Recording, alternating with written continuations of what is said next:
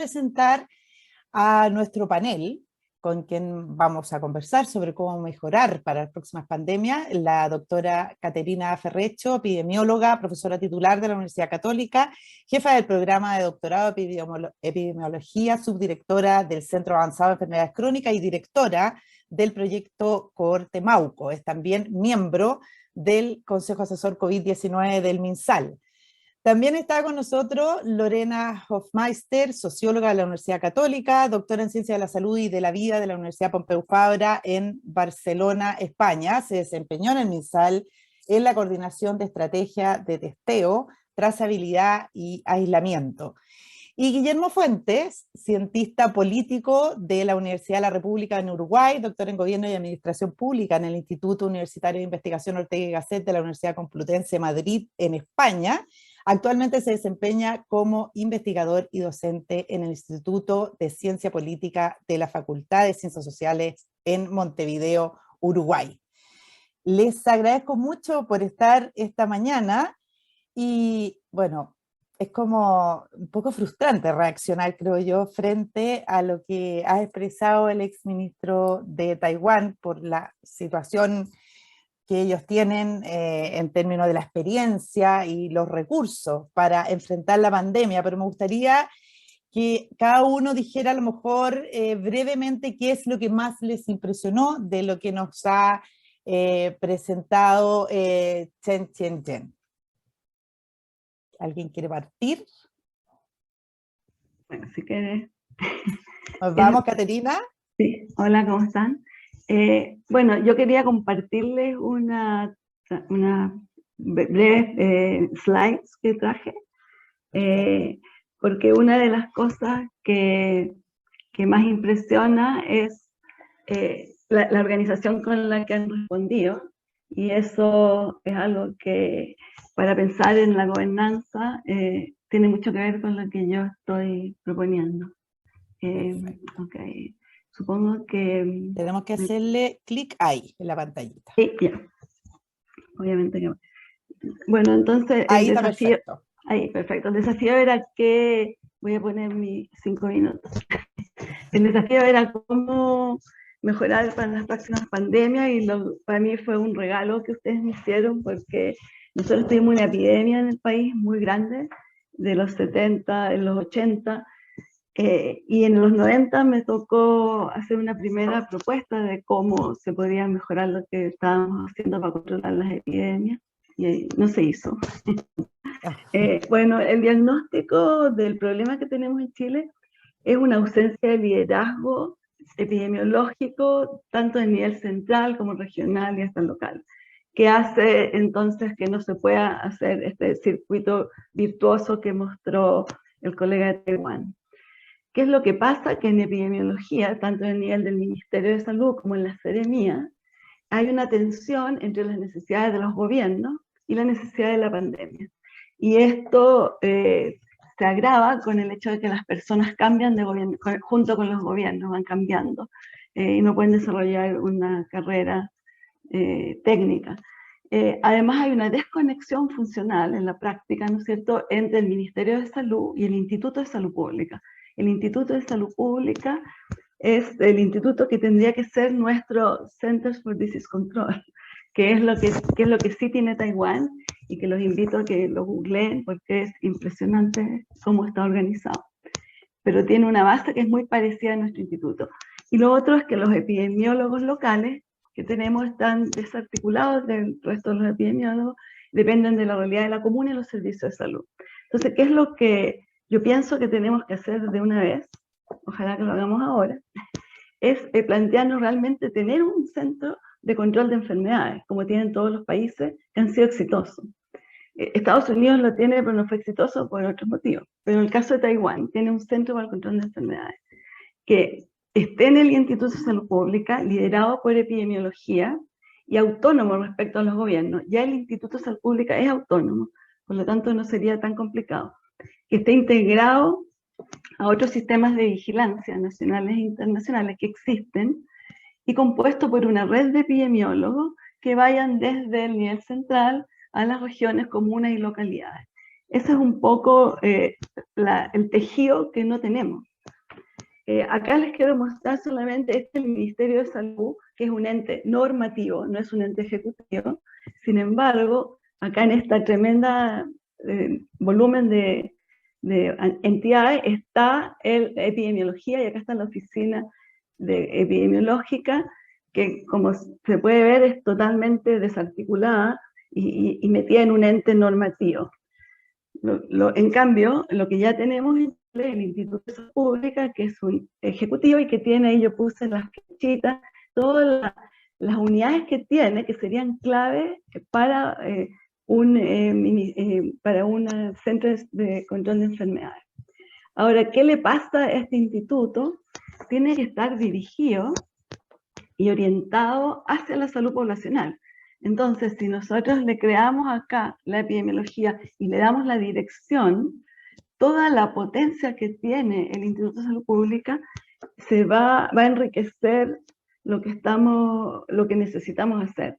Ellos ya tienen una red de laboratorios. El Instituto de Salud Pública supervisa, capacita a los laboratorios de toda la red de salud, tanto pública como privada.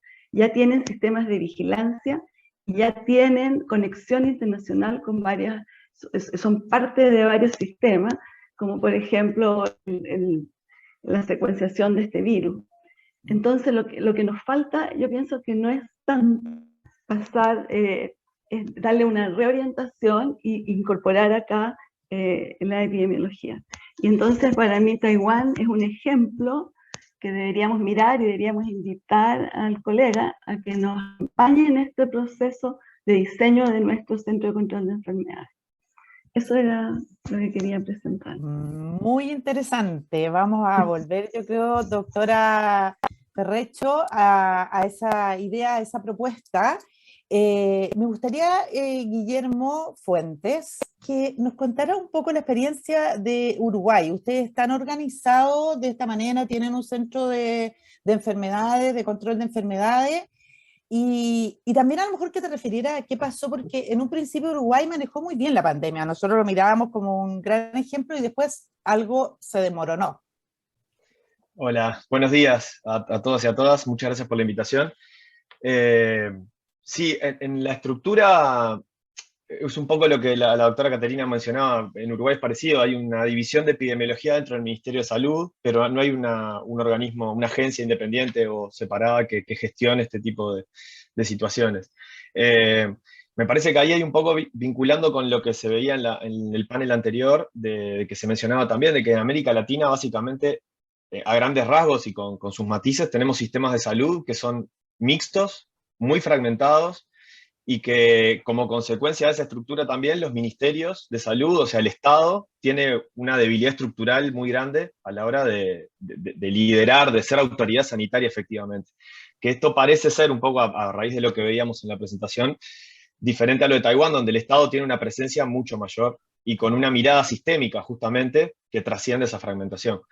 En Uruguay lo que tuvimos fue que la pandemia vino casi que al mismo tiempo que un cambio de gobierno, y al principio muchas de las cosas en Uruguay, hubo una reforma del sistema de salud en el que empezó a implementarse en el 2008, que intentó universalizar y dotar de un mayor liderazgo al Estado, en términos de salud pública, y muchas de esas capacidades que venían como se aprovecharon para hacer una primera contención de la pandemia. Y al mismo tiempo se convocó un grupo asesor científico honorario, el GACH, que ayudó al gobierno a justamente a partir de en base a evidencia, a tomar decisiones, de sugerir políticas.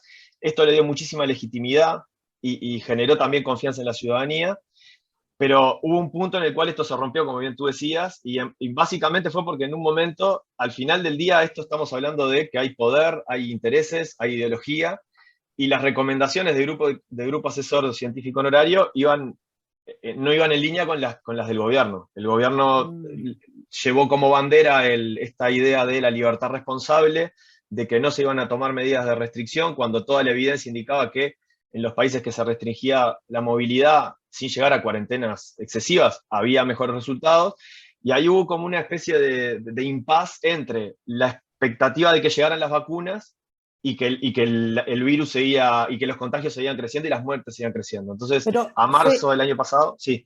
no, perdón, pero es que te quería en ese punto, o sea, ¿se comunicó mal el riesgo o la gente a la larga no fue tan responsable como pensaba el gobierno?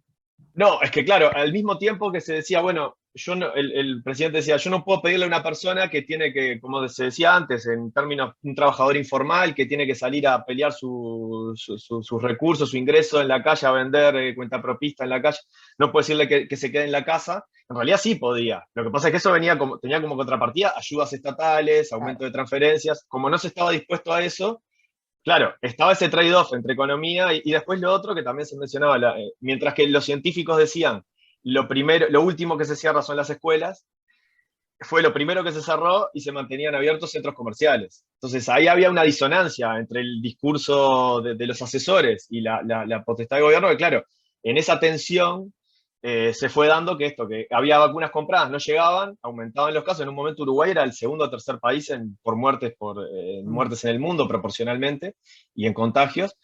Y claro, y ese fue digamos, el efecto perverso de esperar claro, luego que llegan las vacunas, Uruguay tiene un sistema, no tiene accidentes geográficos grandes, es un país pequeño, los centros de salud están bien diseminados por el territorio, entonces rápidamente la vacunación empezó a hacer efecto. Pero en el medio hubo costos enormes en términos de vidas, entonces ahí esa cuestión nunca quedó resuelta, porque ahí hay un punto, es esto, la política se mete todo el tiempo en esto, y ahí había una decisión primera de tratar de no tocar a la economía, que al final, como también decían en el panel anterior, eso tampoco ocurre, la economía se paralizó igual. Claro, Entonces, a mí me claro, parece que... claro. Lorena, tú tienes experiencia en la coordinación de la estrategia de testeo, trazabilidad y aislamiento. Y nosotros lo que vimos en el ejemplo taiwanés es que la tecnología fue clave para trazar y aislar. También se metió un poquito con, que a lo mejor lo podríamos tocar un poco más adelante, con el tema de los datos y la privacidad de los datos. Pero por tu experiencia, ¿qué es lo que viste en Chile del uso de tecnología en la trazabilidad y el aislamiento o fue muy poco eso? En general fue muy bajo, ha sido muy bajo. Todo el uso de tecnología y el uso de herramientas mucho más sofisticadas para acceder a los datos y vincular los datos en distintos momentos del tiempo y hacerlos accesibles al que toma la decisión con el paciente, con la persona, con el que estuvo expuesto. Entonces, ese tema es una de las grandes como debilidades que tenemos, ¿ya? Ahora, hay muchas razones. Hay una cosa de la estructura como del marco legal y regulatorio del sistema de salud, del sector salud, para verlo bien amplio, que en vez de facilitar ciertos procesos los dificulta, ¿ya? También hay un tema que hay que mirar el uso del dato como bien público. Acá el uso del dato personal, en este caso, si está o no contagiado o con quién estuvo hace 2 días, tiene claramente uno es dueño de su información personal, pero acá tiene un beneficio público. Y ese entendimiento y ese principio de solidaridad de los datos no está tan presente como como debiese estar, ¿ya? Lo que sí hay que destacar que el sistema de salud chileno, el sector chileno, tiene una historia de registro y una capacidad de registro que es enorme, pero poco uso analítico para la toma de decisiones in situ, en el lugar de origen donde hay que tomar la decisión. Y eso A nivel de seremía, a nivel de un centro de salud, a nivel de la persona que tiene que llamar a la casa para saber cuánto están expuestos y tiene que decidir con quién hablar, qué información necesita para hablar con esa persona, en términos de hacer un seguimiento y trazabilidad. Por ejemplo, los viajeros llegan, los puntos de entrada son varios, y terrestre y aéreo. Hay harta debilidad de los puntos de entrada terrestres y poder seguir a las personas cómo se van moviendo en todo Chile, ¿ya? Y eso ha sido muy complejo y los sistemas no están preparados para entender que la gente se mueve, ¿ya? Y que en contexto de transmisión comunitaria o de clúster, o cuando realmente la TTA, por ejemplo, testeo, trazabilidad y aislamiento realmente funciona, es cuando hay un nivel de contagio que no es muy elevado, cuando hay capacidad de rastrear dónde está ocurriendo el contagio. Y ahí los sistemas no ayudan lo suficiente o con la oportunidad suficiente de saber dónde está la persona y cómo se mueve. Entonces, todo este tema que planteaba el doctor Chen es interesantísimo y creo que en Chile se podría hacer con mucha voluntad y mirando sobre todo el marco regulatorio y el uso de los datos como bien público. También hay una cosa muy que, aquí en términos más coloquiales, que es poner como la carreta antes de los bueyes, en el sentido de que se generan sistemas de registro y después se acomoda la gestión al sistema de registro y no al revés. Y eso también pasa mucho. Entonces, ¿por qué no haces esto? ¿Por qué no hablas con, por ejemplo, si un trazador llama a una casa y dice, y la señora le dice, ¿sabes que mi hija también parece que se siente mal? Puede que sea COVID, pero no ha ido a hacerse test, no sabemos nada. ¿Puede hablar con ella? Pues mi hija tiene hijos chicos. No, porque mi sistema no me deje. Espere que la van a volver a llamar. Ese tipo de lógicas operan mucho y en la práctica dificultan mucho el trabajo y hacer más efectivo el tema. A mí me gusta mucho el concepto que planteó el doctor Chen de la precisión de las intervenciones no farmacológicas, las intervenciones de salud pública no farmacológica. Y aquí yo creo que ese concepto debiésemos como tomarlo y estudiarlo más. Y a lo mejor quizás ahí, y quiero volver, doctora Ferrecho, con lo que usted planteó como organización, como gobernanza, como modelo de gobernanza, a lo mejor diseñar un centro de control de enfermedades. Dos cosas, o sea, uno, ¿qué habría que hacer? Porque, claro, usted dice, no es tan difícil readecuar, pero me da la sensación que no es tan fácil tampoco. Esto es una decisión más bien política también, ¿no? ¿Qué es lo que habría que hacer? Y quiero saber si al interior del MinSal, usted que asesora ahí en el tema COVID, ¿hay como espacios, algo que se ha conversado, esto de armar una gobernanza distinta para pandemias de este tipo? O para enfermedades en general, digamos, ¿no es cierto? Mira, Andrea, esto, como comenté, el año 90 estuvimos muy cerca, tuvimos una propuesta y falló porque el Ministerio de Salud percibió que iba a perder poder. Sí, o sea, porque es la inteligencia sanitaria, en el fondo, lo que hay que crear es una inteligencia ahí en el ISP. ¿Por qué en el ISP? Porque ya está toda la infraestructura, está todo el recurso humano, y porque está más protegido, uno puede realmente los principios de esta idea de que los altos directivos públicos no sean sometidos a los cambios de gobierno. Eso Claro. no ha funcionado, todo Chile sabe que no ha funcionado y no somos capaces de arreglarlo. Está un poco más protegido la gente que está en un ente un poco autónomo, pero eso hay que reforzarlo también. O sea, tenemos que permitir la carrera y todo, tiene que haber un acuerdo político de aceptar, no cambiar a la gente por gente de mi confianza en los niveles técnicos.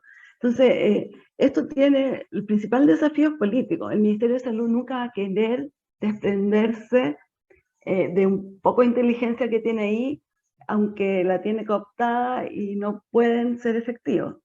Entonces tiene que ser una cuestión, no van a ser del Ministerio de Salud, tiene que ser de más arriba, la decisión política de crear un centro. Tiene que el Ministerio de Salud tener sus asesores epidemiológicos y qué sé yo, pero... ¿Y cómo conversa ese centro? Porque uno ha visto como distintos modelos en el mundo en el manejo de la pandemia. Ya uno mira a Estados Unidos, que como que el doctor Anthony Fauci es, digamos, el rey de la pandemia, como que toma las decisiones, a pesar que su presidente anterior no le hacía tanto caso. Pero ¿cómo funciona, digamos, la distribución del poder ahí? O sea, en una pandemia el Centro de Control de Enfermedades toma y maneja la pandemia. Claro, ¿Cómo conversa con el Ministerio de Salud? así debería ser. Yo pienso que tiene que haber un consejo del centro de control en el cual haya representantes, por ejemplo, que las universidades elijan representantes en el centro, que las sociedades científicas relevantes elijan un representante, y el Ministerio de Salud, obviamente, que tiene que estar en el consejo. pero una vez que este consejo llega a un consenso, no es cosa de que, claro, si nos toca un Trump, estamos perdidos, pero en un ambiente democrático, este centro debería tener tanto prestigio que la gente confía en él, y las propias autoridades también. O sea, no debería haber mayor conflicto. El tema es que, claro, yo pienso que la primera etapa es un estudio de cómo tendría que ser el detalle en Chile, con nuestros recursos, etcétera. Guillermo, ¿y ustedes en Uruguay están pensando en una fórmula nueva de gobernanza? ¿Se discute eso o no? Y también un poco quién en esta pelea, digamos, entre lo que quería el gobierno y lo que a lo mejor decían la sociedad científica, eso también existió, ¿no? Sí, sí, ahora, de hecho, ayer mismo había pedidos, digamos, de partidos de la oposición y otros actores de convocar nuevamente al grupo, al GACH, porque lo que fue pasando es que en esta cuestión de ir yendo en contra de las recomendaciones que se hacían, claro, fue perdiendo relevancia, fue perdiendo prestigio, se fue interpelando de, bueno, qué sentido tenía estar ahí validando algo sobre lo cual no estaban de acuerdo, y había evidencia, ellos creían que había evidencia que no servía. Aparte era un grupo muy amplio que incluía ingenieros, médicos, epidemiólogos, o sea, había toda una cuestión de esto de uso de Big Data, o sea, había toda una estructura puesta que aparte era ad honorem, digamos, no era rentada, no tenía ningún, o sea, era informal, pero obviamente ameritada por la situación especial que había. Eso capaz que habría que revisarlo de cara a las próximas pandemias, de tener elencos estables o estructuras estables, como bien decía antes la doctora, de representantes de las sociedades científicas, de las universidades, del gobierno, dialogando, haciendo seguimiento continuo de información. Eso no está planteado. Y de hecho, hoy en día, justamente lo que se ha manifestado de parte del gobierno es que no va a haber, porque, claro, cuando uno va hacia opciones tan radicales de no vamos a tocar esto, la movilidad, vamos a preservar, uno queda entrampado por el uso político, la dinámica electoral, de que todo lo que venga que no sea eso va a ser leído como una claudicación. Entonces ya Claro. estamos en una postura de cuál es muy difícil, o parece ser difícil volver atrás en ese sentido. O sea, en Uruguay roncaba, como decimos nosotros, más el Ministerio de Economía que el Ministerio de Salud. Sí, sin duda, sin duda. Ya. Claro, sí, sí, sí, sí, sí. Ujú. Pero, y aparte hay una línea más general que es esto no es únicamente, la pandemia no fue únicamente un problema de salud pública, era un problema económico, era un problema laboral, era un problema, y ahí Ujú. no hubo tampoco demasiada coordinación interinstitucional, porque es un poco lo que también decía antes la doctora Ferrecho. La coordinación, a generar una nueva unidad, una nueva organización, implica también que haya redistribución de poder, de recursos, de conocimiento, y obviamente que eso genera resistencias. Muchas veces públicamente hay ciertas palabras, conceptos, instrumentos, la coordinación, la participación ciudadana, que quedan muy lindas, pero que hay que construirlas políticamente. Tiene que tener recursos atrás, voluntad política, actores comprometidos. Entonces, eso es muy difícil, no alcanza con decir, bueno, a partir de mañana tenemos el grupo Claro, coordinador de pandemias. Y bueno, eso no va a significar nada. claro. Lorena, también quería saber cómo en la experiencia que tú tuviste asesorando en el tema de trazabilidad y testeo, eh, ¿hay recursos suficientes o también ahí hay un problema, digamos, en la gobernanza? O sea, como que no están los recursos suficientes para realizar esa tarea que es, o sea, fundamental en el control de una pandemia. Sí, sí, el tema de financiamiento siempre es súper importante. Ahora, aquí hay cosas que hay fortaleza también. El financiamiento para controlar un riesgo sanitario, una pandemia, es con recursos fiscales a través de la Subsecretaría de Salud Pública, porque se entiende que el control es un bien público, ¿ya? Que genera valor para toda la población. Por lo tanto, hay financiamiento a través del Estado, y eso ha permitido muchas acciones, y eso es muy positivo. Ahora, hay temas de gobernanza, de cómo está estructurado el sistema de salud, que son súper complejos. Son ¿Dónde ves tú complejos los puntos más el día, complejos? ¿Dónde en el ves día a tú día, los son puntos más complejos. complejos? Fragmentación del sistema. Por ejemplo, tenemos consolidado dos áreas que se replican, que son de nivel central y se replican en las regiones. salud pública separado del brazo ejecutor, que es redes asistenciales, ¿ya? Muy separado, no hay puentes, y los que habían, en términos de definiciones de planificación de respuesta a emergencia sanitaria, por ejemplo, todos los planes de pandemia, de influenza, y otros tipos de pandemias, como algunos comités de emergencia y de brotes, no operaron en esta oportunidad, ¿ya? Para esta pandemia, que hacen como puentes también. Esa fragmentación también se ve a nivel regional, donde hay Ceremi, servicios de salud, que dependiendo de la realidad local pueden trabajar más o menos coordinados, ¿ya? Eso es un tema. Otro tema complejo es que la atención primaria de salud, que tiene una fortaleza en Chile, porque llega hasta los rincones más remotos del país, de un país complejo como el chileno, depende administrativamente de los municipios, técnicamente de los servicios de salud y de la autoridad sanitaria también, pero ahí hay un tema complejo con los traspasos de recursos y cómo se rinden. Entonces era muy difícil saber, algo como súper lógico, que uno lo sabe hasta en su casa, que es cuánto de lo que yo asigné se ejecutó efectivamente, cuánto se gastó efectivamente, ¿ya? Y en qué. Eso, por ejemplo, era muy difícil de saber y ni siquiera controlar cómo fiscalizar, sino como en función de esa información ir redefiniendo los montos de dinero que iba a un lado o a la otra. Entonces falta bastante como transparencia en el sistema, no en el sentido de que haya alguna cosa que sea como Claro, que alguien se robe la plata, digamos. No, sino de repente que el centro de APS, por ejemplo, no sé, de Tierra Amarilla, sepa cuánta plata va a tener y qué puede comprar con esa plata, ¿ya? Y cuánto le va a durar, y si puede mantener ese equipo de trazadores o de los que hacen las visitas domiciliarias durante los 3 meses siguientes. Ese tipo de información que tiene que ver con el financiamiento es muy complejo.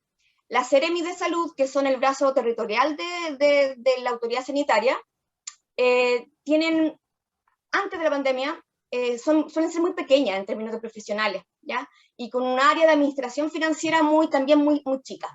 Entonces tenían también muchas dificultades para ir generando todas esas transferencias de recursos que tenían que ser muy rápidas. Entonces hay temas como que hay que mejorar con el financiamiento, pero en términos de dinero, yo creo que siempre puede haber más, pero yo creo que hay que mejorar otras cosas estructurales del sistema de salud para respuesta a pandemia, ¿ya? Tampoco, por ejemplo, hay inversión en gas. Los fondos de transitorios de respuesta a emergencia, que los da, lo ratifica el Congreso y los gestiona Hacienda, no permiten gastar en algunas cosas. Y con esta pandemia tan larga, en el fondo se empezaron a necesitar cosas que son como cosas mucho más fijas, más de inversión, y no había cómo resolver ese nudo. Entonces se tiene que invertir en infraestructura tecnológica, redes de comunicación, computadores buenos. Creo que en Chile el Excel fue rey y señor, pero se necesitan más cosas de inversión, de activos fijos, para sostener esto. Eso con el financiamiento. Perfecto. Bueno, son varios los puntos donde es compleja la gobernanza, digamos, de una pandemia. Yo anoté, no es que me haya llamado la atención, porque es como algo bastante lógico, yo creo, pero una de las cosas que destacó el ex viceministro taiwanés, es que la importancia de que la autoridad genere confianza para que la población lo siga, ¿ya? Que me gustaría saber si ustedes, ¿dónde vieron? Primero, si creen que hay confianza en la autoridad sanitaria y en las decisiones que toma. Y si no la hay, ¿dónde están los puntos débiles? ¿Y cómo se genera esa autoridad al final? Doctora Ferrecho. Es difícil. Bueno, yo creo que tuvimos un ejemplo muy interesante como cuasi experimental en Chile, lo que pasó con el ministro Mañalich cuando fue la autoridad y después con el ministro París. Yo creo que vimos dos modelos y yo creo que hubo también una evaluación ciudadana distinta de ambos, ¿no es cierto? Medio por encuestas, no sé yo. Yo creo que fue complicado la partida de la pandemia, en particular por el tema de la transparencia de los datos. Esa cuestión es clave. Bueno, y ustedes como espacio público fueron importantes en este asunto de empujar la transparencia de los datos. Pero eso crea una tremenda inseguridad, y cuando había esta inseguridad y no había un cuerpo técnico, no teníamos un Fauci, no teníamos un cuerpo técnico que pudiera ordenar los discursos que había en ese momento, entonces empezaron los rumores, ¿no es cierto? Porque se dejó de creer en el ministro, que era el que contaba la voz oficial, y empezaron los rumores de que había muchos más muertos, que había menos muertos, que el gobierno estaba ocultando, y eso yo me acuerdo que empezamos nosotros en Mauco, en Molina, un pueblo agrícola, empezamos inmediatamente a hacer una encuesta, en nuestra cohorte, que son 9.000 personas, empezamos a hacer una encuesta de percepción, y la gente creía que era mentira, que no existía la pandemia, que era para apagar el estallido social. O sea, había un montón de... Era impresionante las cosas que circulaban, porque no había quien creerle. Entonces empezaron a circular estas cosas. Yo pienso que lo fundamental, como bien lo dijo el colega de Taiwán, es que tenemos una institución en la cual la población crea, que sea autónoma, que no esté tan identificada con el gobierno, sino que van cambiando los gobiernos y ellos tienen sus líneas, y eso no lo tenemos. Entonces, lamentablemente dependemos de la cualidad y de las calidades del ministro. Cuando tuvimos al ministro París, una persona mucho más amable, bueno, a él le tocó entrar también cuando ya los datos ya estaban en manos de la comunidad, entonces le tocó mucho mejor momento. Pero eso es muy aleatorio, por eso necesitamos algo más estable, que no dependa de la personalidad de los ministros. Claro. Y en el caso de Uruguay, Guillermo, ¿también han tenido problemas de confianza en la autoridad o eso no se ha dado? Creo que en líneas generales no. Ayudó muchísimo el inicio, con esto que les comentaba del reciente cambio de gobierno, que el consejo asesor, que le generaba tranquilidad, divulgaba bien la información, presentaba los datos, tuvo mucha presencia mediática en esos primeros momentos. Las primeras apariciones públicas del ministro de Salud eran dubitativas, como que no, eso creo que fue ganando confianza y fue ayudando, que tenía el respaldo de los científicos a su lado, ¿no? Luego eso ya fue ganando. Obviamente que ahí la parte, como decían recién para el caso chileno, la impronta personal de quien comunica es muy importante. Pero después hay otro tema, yo pensando en lo de Taiwán, con esto del rastreo, y por ejemplo esto de que, bueno, si la persona se iba del radio con su celular, enseguida iban, lo multaban. Hay un vínculo que no es solamente, ahí ya no es la confianza en la autoridad sanitaria, es la confianza en el Estado y en quienes ejercen. Entonces, en Uruguay, en Chile, me atrevo a también decir, no es lo mismo, o sea, no es lo mismo la visión seguramente que en Taiwán tienen de la policía que la que tenemos en Uruguay o en Chile o en el resto de países de América. Entonces, cuando un policía va a disuadir una manifestación o una conglomeración, cuando se exhorta que no se ocurra, bueno, no es lo mismo. La desconfianza hacia violentar derechos, etcétera, existe, y eso también hay que tenerlo en cuenta a la hora de importar algunas soluciones que podamos ver que funcionan en otros contextos culturales que son radicalmente diferentes a los que tenemos aquí. Pero bueno, presencialmente nunca hubo en Uruguay ningún tipo de cuestionamiento a los datos oficiales, en eso siempre hubo mucha confianza, y creo que eso es un valor que ya tiene, digamos, el sistema político en Uruguay, que uno si mira, por ejemplo, en Argentina, por ejemplo, en que cada dato es cuestionado de miles de maneras diferentes. Ahí, en nuestro caso la situación es totalmente opuesta.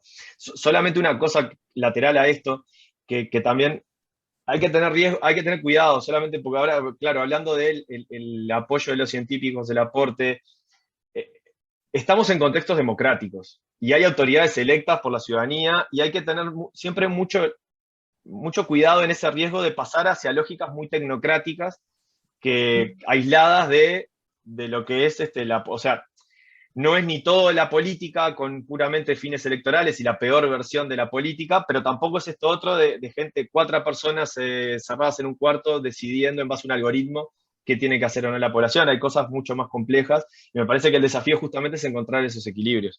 Porque a veces, claro, en esto nos vamos quedando, sí, es la evidencia, hay que seguir, y podemos estar corriendo riesgos de terminar en soluciones que no son las mejores desde un punto de vista de calidad democrática. Claro. Quizá a lo mejor el modelo de Alemania, con Angela Merkel, que siempre como que ella era la autoridad y quien ejercía toda la confianza en la población, pero siempre como apoyándose en su doctor Fauci personal que tenía en Alemania, ¿no es cierto?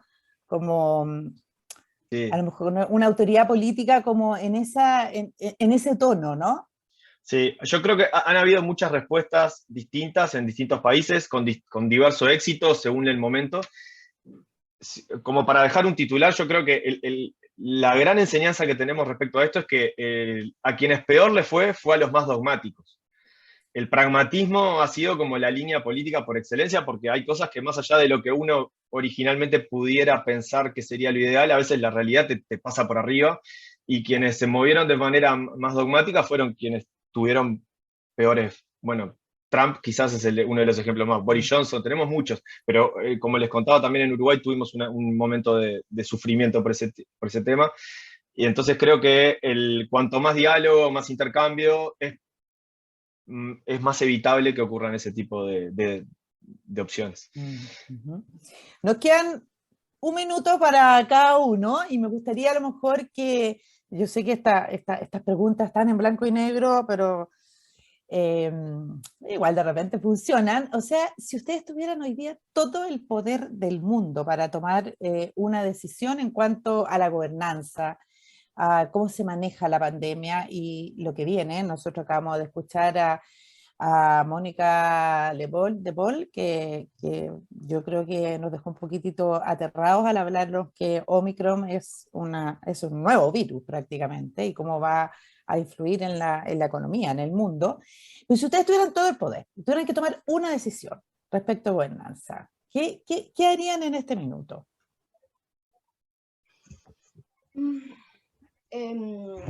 ¿Andrea? Sí, Lorena. Sí.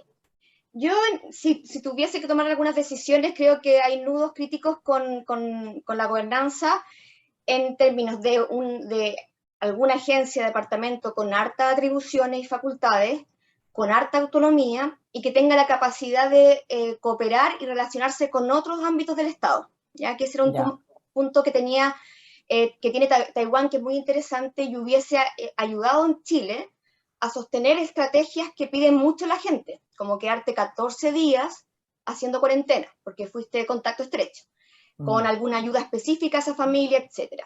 Entonces, ese tipo de agencia con esa capacidad de convocar a otros en contexto de emergencia sanitaria se necesita. También acá hay experiencias previas, tenemos un reglamento sanitario internacional que lo planteó, lo recordó Maritza en una de las primeras paneles, que da herramientas y que algunas se han usado, pero hay que hacerlas más, hay centros de enlace y hay que fortalecer la relación con las autoridades locales y regionales, entre la autoridad central de esta agencia con las autoridades locales. Porque la pandemia y los contagios se resuelven en el lugar que se originan. Claro. Por lo tanto, eso hay que hacerlo y mantenerlo, porque en Chile los equipos de Ceremi y los equipos locales están capacitados para investigar brotes. Lo que pasa es que esto es una pandemia y requiere más herramientas. O la próxima pandemia que pueda venir. Local, y que haya mejor comunicación y mejorar la relación entre la autoridad local y la autoridad regional, y fortalecer un rol que es súper útil en Chile, que es el delegado de epidemiología, que está definido en la ley, es un rol que no es nuevo, esto viene ¿Cuál es el rol que tiene? O sea, ¿cuáles el son delegado de epidemiología es una atribuciones? función que está en todos los centros de salud, públicos y privados, definidos por decreto por el director del establecimiento, y son los encargados de ver todo el proceso de notificación de enfermedades. Este virus es una enfermedad de notificación obligatoria, pero también sífilis, muchas enfermedades que tienen que ser notificadas a la autoridad sanitaria. Y tiene el rol de hacer y como encauzar las acciones que no son farmacológicas, pero son de salud pública. Claro. Entonces este delegado está definido por ley, hace ya en el decreto 158, creo, hace harto años atrás, y ha sido crucial en la pandemia, pero en muchos centros tenía muy pocas horas, era una persona que tenía que hacer millones de otras cosas también, pero a ellos hay que fortalecerlo y darle más horas, más tiempo, más capacitación y relevarlos en su rol. Perfecto, Ese es ahí mi... tenemos una idea concreta. La vamos a elegir ministra de Salud, Lorena. Oye, Doctora Ferrecho, ¿qué se le mira, ocurre? voy a construir sobre lo que puso Lorena, porque perdón, va totalmente en la línea con lo que yo estoy planteando. Yo lo primero que haría era, hablamos de la fragmentación del sistema, y también afecta a la epidemiología. La epidemiología tiene que tener una posibilidad de actuar a nivel central y local por sus problemas. Entonces, ¿cómo superar la fragmentación de todo el sistema de salud?